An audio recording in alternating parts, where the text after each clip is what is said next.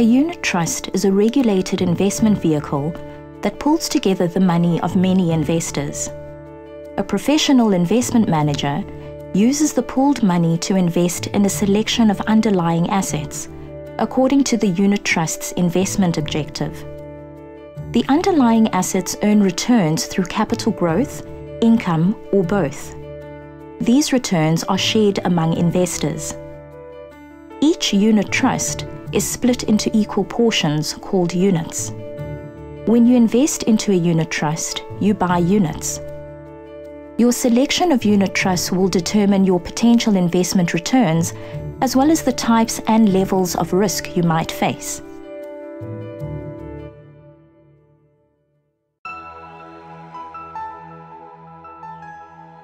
Pooling your money with other investors allows you to invest using relatively small amounts of money.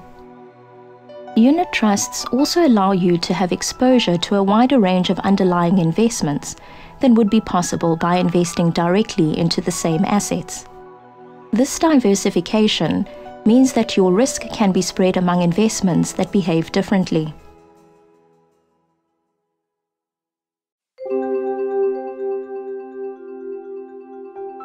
Expert investment managers make the decisions about which underlying assets to buy, in line with the unit trust's objective and rules.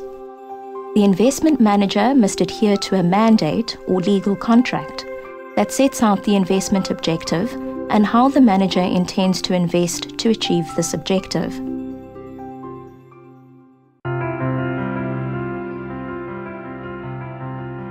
Unit trusts have transparent fee structures that are regulated within the industry. Unit trust management companies are required to calculate and publish the fees and expenses for each unit trust, according to standardized guidelines. Each unit trust must also publish a fund fact sheet showing the unit trust's objectives, fees, and other information.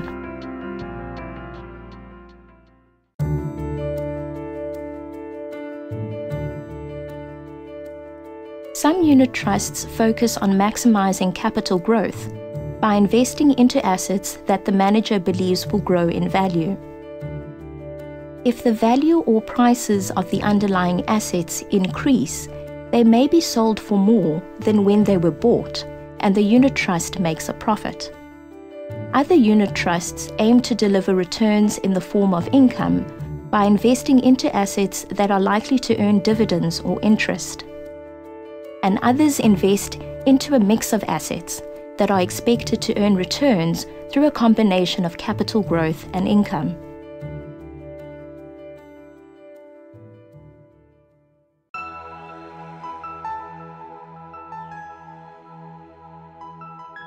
When you have invested into a unit trust, the units you own represent a portion of that unit trust, while the unit trust itself owns the underlying assets.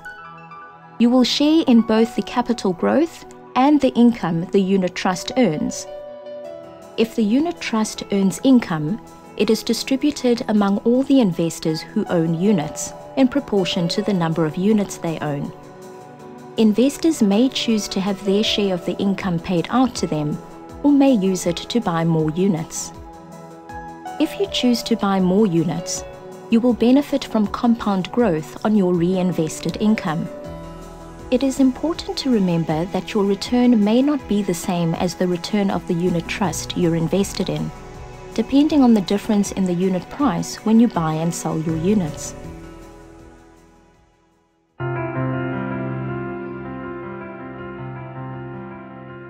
The total value of a unit trust is called the net asset value, or NAV. This is the value of all the assets the unit trust owns, less the expenses incurred in running the unit trust. The value or price of each unit is calculated by dividing the NAV by the total number of units owned by all investors.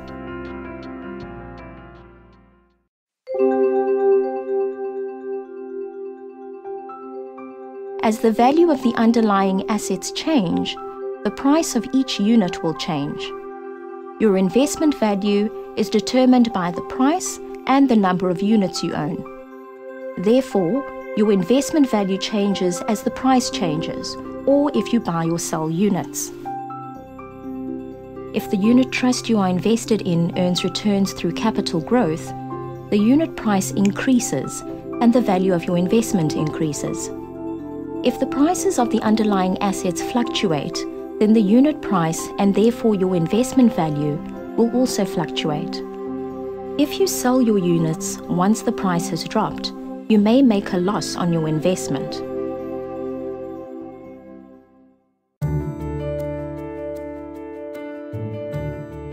When you invest in a unit trust, the number of units you buy depends on the unit price at the time. For example, if you invest 100 Rand and the price of a unit is 10 Rand, you will be able to buy 10 units. If you invest when the unit price is 5 Rand, you will be able to buy 20 units. Once you have bought units, the value of your investment will change as the price of the units you own changes, depending on the value of the underlying assets.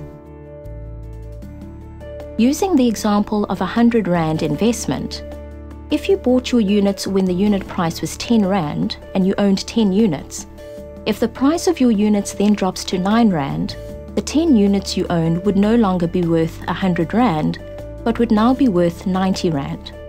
On the other hand, if the price of your units then went up from 10 Rand to 12 Rand, your 10 units would be worth 120 Rand.